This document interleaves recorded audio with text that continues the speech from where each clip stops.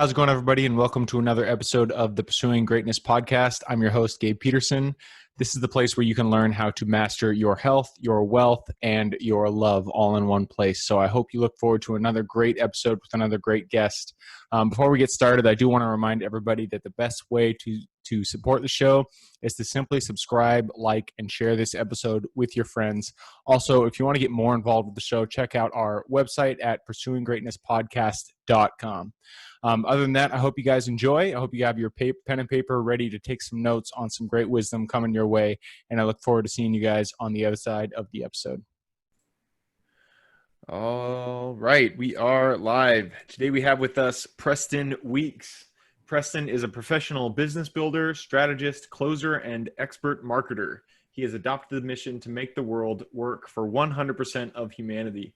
His personal goal is to leave the people he interacts with happy, fulfilled, and complete as we make massive positive changes across the world. And he asks you to join his journey in reversing the unacceptable failure rate of the private business. Preston, thank you very much for hopping on the show today. How are you? Absolutely. Thank you. Yeah, it's a pleasure to be here. Thanks for having me here. And it's just fun to be here and talk to people and help them today through challenges and things that they're having. Absolutely. Yeah. And I'm super excited to have you here. I was reading through your bio. You have great experience at helping businesses, reach next levels of success. Before we dive into that, I want to hear about your story though. So to get us started, why don't you tell us and the people listening and watching what you do and how you got started down that path in the first place? Yeah, no, absolutely. I'll tell you a little bit about how I got started and why I've been able to work with people, amazing people like the people I co-authored my new book, How to Be Up and Down Times, Mark Victor Hansen and Mixie Purdue, who's one of the owners of the third largest chicken company in the world. But wow, that's cool. Yeah, how I got there, back to my journey was starting from basically by myself. I was trying to figure out how to pay for college, and I'm a car nut. I've been a car nut since I was a little kid, and so I always tell people to do what you love. And luckily, I fell into that early. I was trying to figure out how to pay for college, and I bought and sold cars to pay my way through school. And by the time I graduated from that, I couldn't get a job that actually paid me more. And so, were you just buying cars from like off of the paper and like Craigslist and stuff and then flipping them? So when I was younger, ever since I could drive, I'd buy and sell cars online or different things like that. Well, they didn't really have online, so it was more the paper back then. But to get a cooler car, so because I love cars, so I trading up in the car world, get one and up a little bit, and get a better one, and get a good deal, and so I do that, and then kind of figured that out of my passion for cars. And then I started actually officially being a car dealer. So I went to the auction. So the first time I went to the auction, actually, I didn't start with much. I had one $1,600 1999 Honda Passport. And I got 10 minutes out of the auction, and the thing overheated. It had a bad head gasket. I chalked it up to a learning curve, and I go, okay, all right, I've got to figure this out because I put my money on the line. I fixed it, got my money out, made it okay. Bought another car, sold it, kept reinvesting in myself until I could get 2 cars, and I could get 10 cars, and then I could get, and then I grew it from there, and I ended up having 15 different car dealerships and a bunch of different other, companies that spun off of that, like finance companies and, paint shops and mechanic shops and things like that. So it's been quite an adventure, and it's taught me a lot, down that road, and basically led me to where I am today with Operations X. So Operations X is to multiply your business. It's a business solutions company. So I like to help people that are trying to navigate that road I've been down, that road of figuring out those different steps of a business, from going from one person to go to 2 people is a big leap. To go to 10 people, to go to 50 people in multiple locations, those steps as businesses grow, and how to deal with that and how to navigate that, or how to get there, how to get to the next place. If you're at a place in your company where you've got 20 people and you feel like you've maxed out and you're not quite sure how to get to that next step, that's where we come in and help. And I help consult with, businesses to get into those goals and things like that. But yeah, I love helping people and helping companies. And that's, one of the greatest things that I've been able to do as a business owner is provide opportunity for people and to provide, jobs for people. And that connection to those people that I've worked with, I just appreciate so much, And so I've been fortunate and been able to work through a lot of different things, and people have ups and people have downs, and anyone that's been successful has had all of those things. But it's what you keep doing, and so I have this mantra of relentless improvement. I love it. No, I love that. And I really like your story. I mean, you hear of so many people who get started in business because, they're going through a hard time and they just need, their back is up against the wall. Yours wasn't really like that, but I like that you started with your passion. Like you liked cars. It was something that you liked, and you just got started down that path. You started buying one, fixing it, flipping it. And, one thing led to another, to the point where you actually had car dealerships. And I really like that avenue of kind of a storyline, because, many people are thinking about starting their own business. Maybe they have already started their own business and they're looking to grow, but they don't know how to take that first step or how to take the next step. And, as your story is kind of proven, many times when you're working within your passion, within something that you really care about, the next step just kind of appears in front of you. And so really like how you got started there. And so going into Operations X, it sounds like you right now, you guys are actually working with small, medium-sized business owners to improve their operations and expand. Is that correct? Yep. Yeah, exactly. So I'll come in and I can consult with companies. We can provide. So I have an office set up actually in the Philippines. So it goes back to actually 2010 was when I first started dealing with remote employees and remote workers. And now what's interesting is, and now with the whole COVID thing, the remote workers and remote employees, the idea has been proven, concept has been proven, because everyone had to go home and work from home. And so now I don't have to tell that. I don't have to teach that side of it. Now it's more of a, okay, are you willing to, work with someone in a different area, in a different country, those types of things.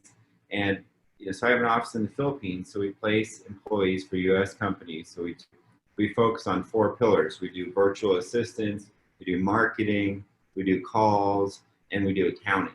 And there's a million different jobs that spin out of those, positions, whether it's sales or, whether it's virtual executive assistant or a whole office, front end assistant or different things like that. But we can help guide you. But what I tell companies, or what I do, is teach that efficiency. Use the Pareto principle, which is like that 80-20 rule.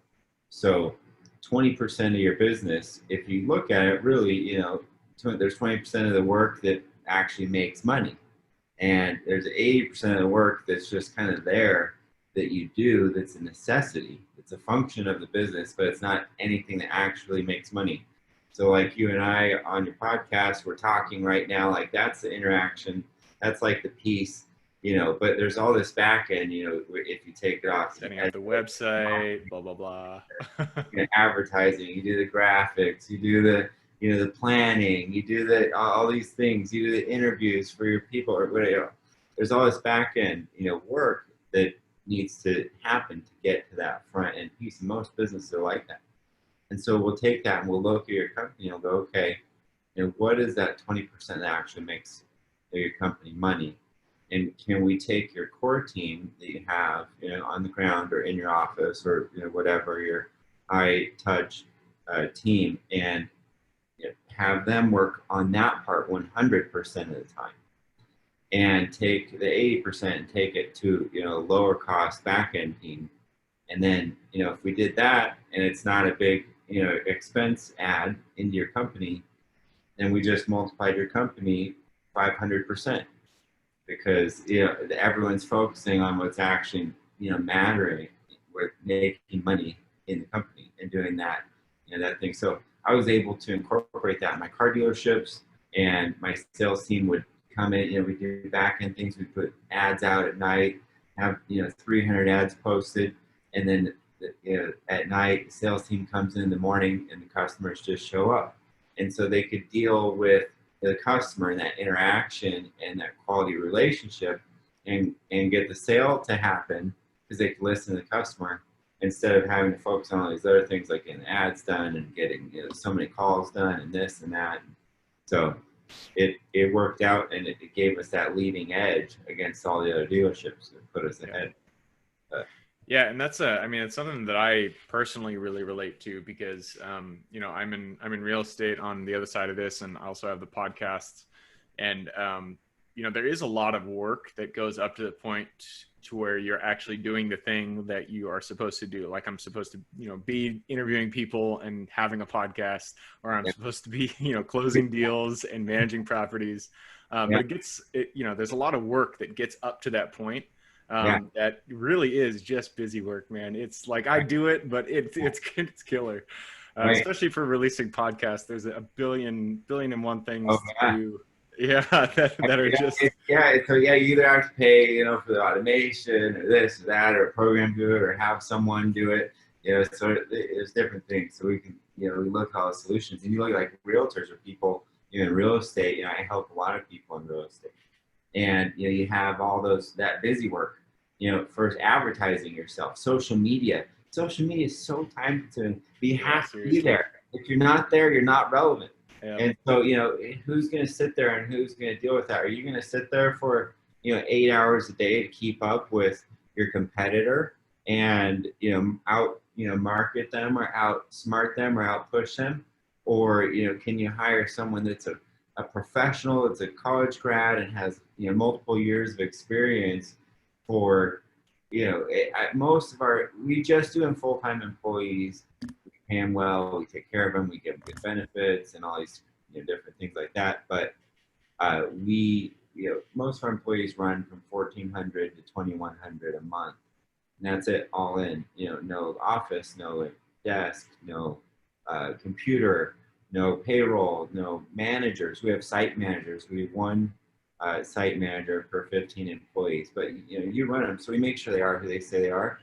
We make sure they show up and they work, and then so you're actually getting the full value out of them, because that's the biggest thing. The breakdown we've seen is with remote staff, if they have different if they're not in a controlled environment like we are sometimes, and this isn't always the case, but it happens often, they're working for 4 or 5 other people.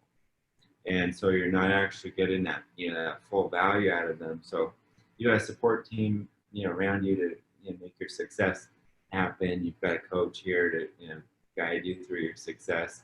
But yeah, with realtors, to handle the calls, to do appointment setting, I've hired setters, just straight, setters that call certain types of people for realtors and say, hey, I'm calling on behalf of Gabriel, and I'm his assistant. He does this, this, and this, and he'd like to meet with you. Would you like to meet with him at this time? He'd like to talk, and just fill your own calendar. Fill your pipeline. All these creative things that you can do when you have the ability to do that, or the ability to multiply yourself and take away the things that you don't want to. Yep, absolutely. And that is another big thing. I mean, with being an entrepreneur, anybody who's started a business, who's tried to launch their own thing, that managing your time is important, but also managing your energy. So if you're constantly engaging in those activities that are just draining to you, that really do not liven you up, then your workday is just gonna drag on, and you're not going to be at your best. So being able to pass off those tasks that are draining to you that may not be draining to another person is super useful. So I can definitely see that value.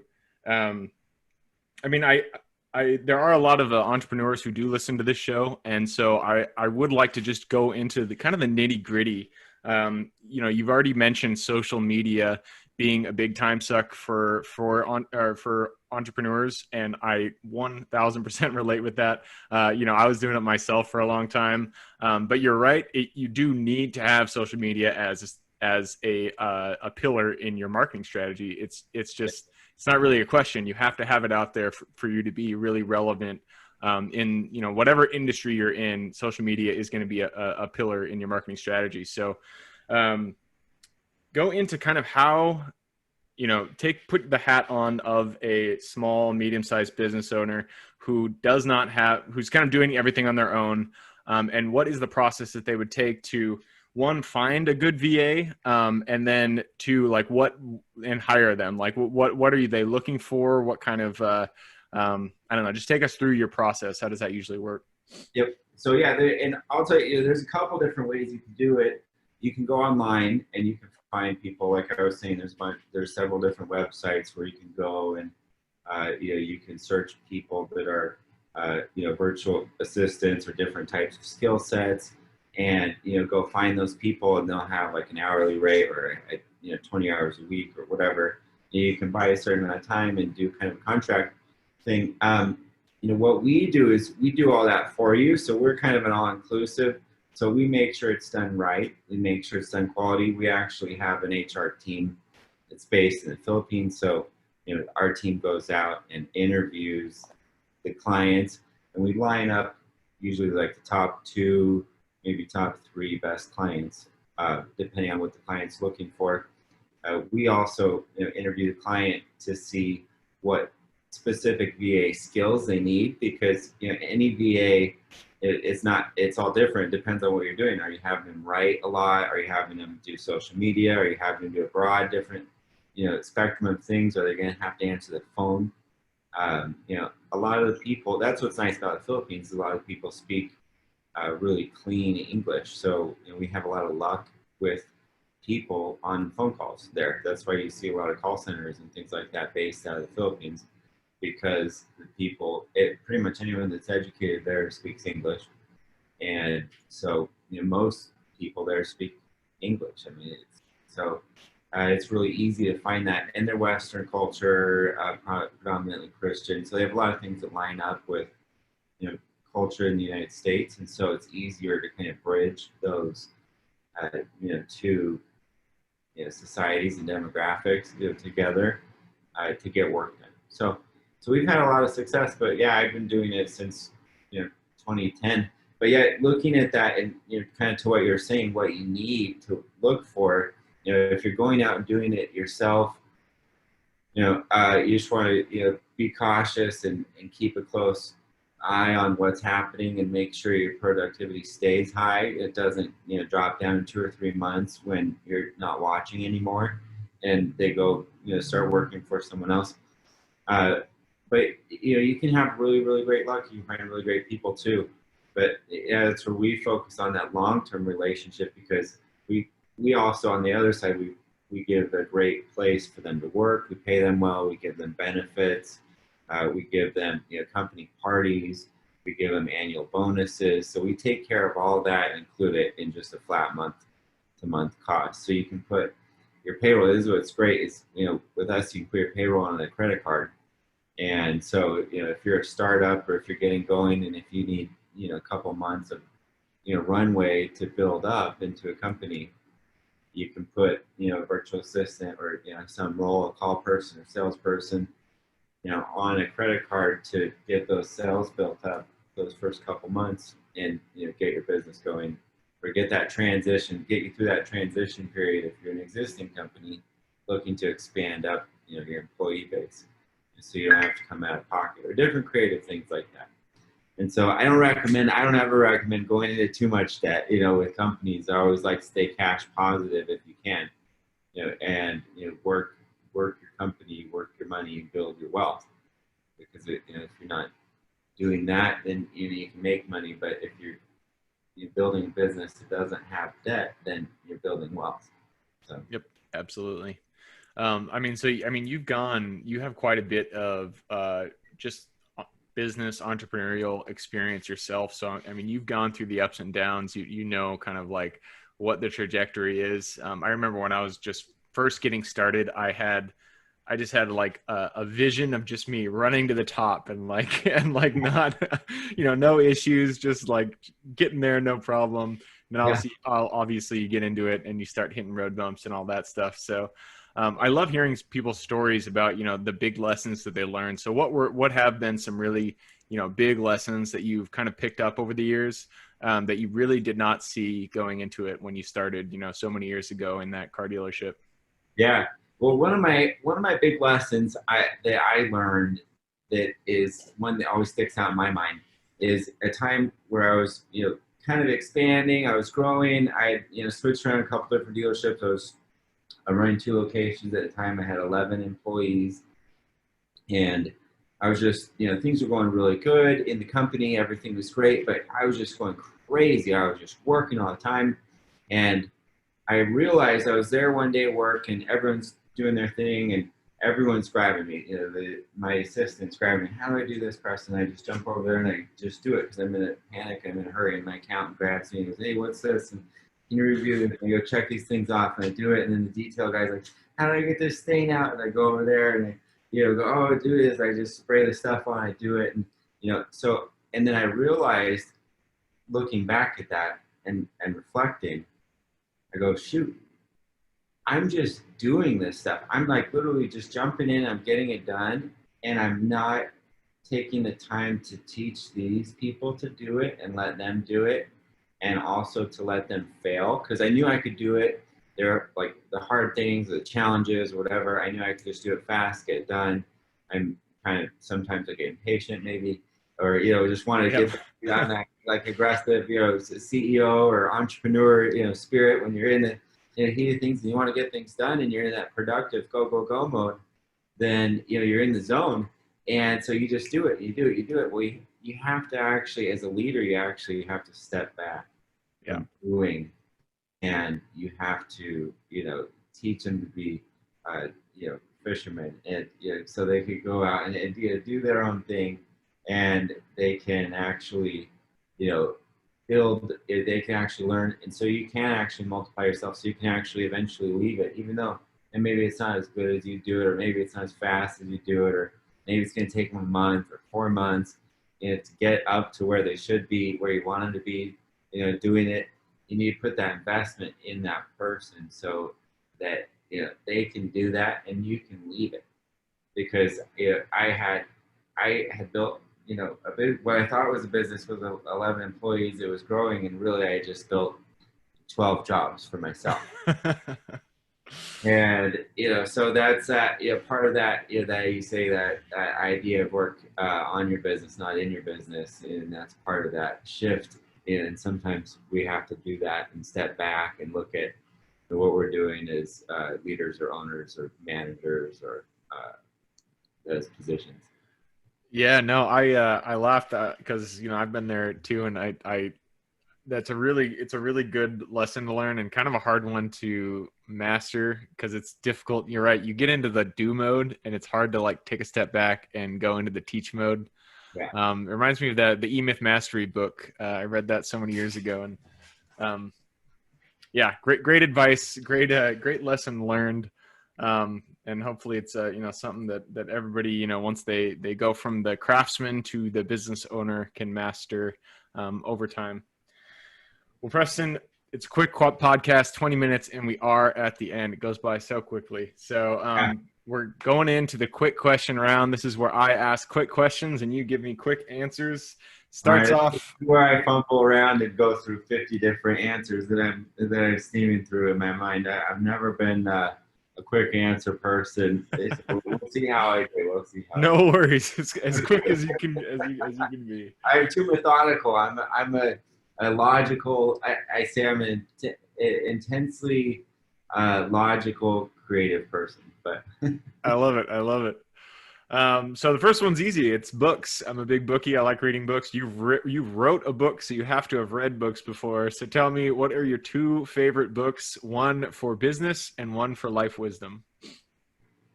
Ooh, business. I mean, pretty much everything I read is for business. But I mean, I love 4-hour work week, and that goes right up my pipeline. The whole Tim Ferriss thing, and I love EMyth, um, those types of things. If for life, if you go back to a staple, I'm into a lot of that positive self-help and those types of things. I'd say if you want a solid staple that's just the Napoleon Hill Think and Grow Rich. Oh yeah. Is one that's you can go back and find 100 different million references, from that, rereading that over and over again. So. Yep. Great recommendations. And also, shoot, I forgot the title of your book, but I got to give you a plug right now because we're talking about books. So yeah, how to be up and down times. Yeah, you can check me out too at operationsx.com. It's operations with the plural and the letter X. And you can find my book on there. It's on Amazon and all those. Perfect. Yeah. How to be up and down times. I love the title. I mean, I feel like you should buy it just because of that. How to be up and down times. It's so pertinent, especially to today when it's August 25th. We're kind of in the middle of Corona time. So, you can be up in any downtime, and definitely sounds like a good read. Yeah, that's why we wrote it. And it aligns kind of with what you do on this podcast, but it covers your mind, body, and soul. There's basically three kind of pillars that we cover because we look at it holistically. It all starts with yourself. If you're not taking care of yourself, you can't take care of someone else, and you don't have the energy to go manifest beyond. So we need to take care of ourselves, our mind, and our bodies, and our spirits, and everything we can. Absolutely. No, yeah. When I've been on a number of podcasts, and they always ask me like, what's one thing that you would do for success? And I always say, actually just get exercise, just go out and work out. Yeah. Which actually leads me to my next question, which is habits. Habits are the foundation of our life. So give us if you could pinpoint one habit that you feel has contributed the most to your life today, what would that habit be? So, one habit. Yeah, I've got some mindsets and then some different things. One that's kind of a habitual mindset is just to not be unstoppable. Not be afraid to do anything, and that really is kind of a habit. But if you go back to habits, one thing that I've really gotten into is actually getting on. There's a cool one that some people know about, some people don't. But if you look at a lot of successful people going back and learning through mentors and different things like that, a lot of them wake up early. And there's a thing called circadian rhythm, where you kind of, the basic idea for those who don't know about it is to follow kind of the sun and be awake when the sun's up and you sleep when it's down. And but I've done that living in Arizona. I moved down to Scottsdale, Arizona, and I'm in a beautiful desert out here. I love to go hiking and biking, and the mornings are so beautiful, but it gets hot today. But not 8 months out of the year, it's perfect. But right now it's hot today, so I have to go out in the morning. I have to get up. I go out at 5 in the morning, but it's amazing to get up and to experience that. And now I've got on that circadian rhythm. I've been doing it for years, and it helps me to get going, helps me to get started, it helps me to get aligned. I wake up without an alarm at between 5 and 5:30 every day. It kind of depends on the time of year and some of those things, but yeah. So I would say that's a great habit if you want like a hardcore habit to try. Awesome. I love it. Get up with the sun and go to bed when the sun sets. Or roughly after. I give myself a little time, but trying to bed somewhere. Yeah, it'd be hard to follow if you're living in northern Norway or Alaska or something. But other than that, I love it. Yeah, man, not recommended if you're in Alaska in certain areas. Awesome. Going on to the next question. So if you could sit down with the Preston, picture yourself, you're in high school, you just flipped your first car, you got that check, and you're like, damn, I'm making money. You could go back to that Preston, sit down with him, look him in the eye, give him one piece of advice going forward. What would that be? I would say, one that's kind of, meaningful is to don't be afraid to fail. I think if you want to get into something that's kind of a heartfelt, thing, okay, we get so I've always been such a positive go-getter. I've been, my whole family's been kind of like that. We're kind of extreme, positive people, sports people. We're all huggers. Get around us, we're loud, we're fun, we're playing games, and we're doing things.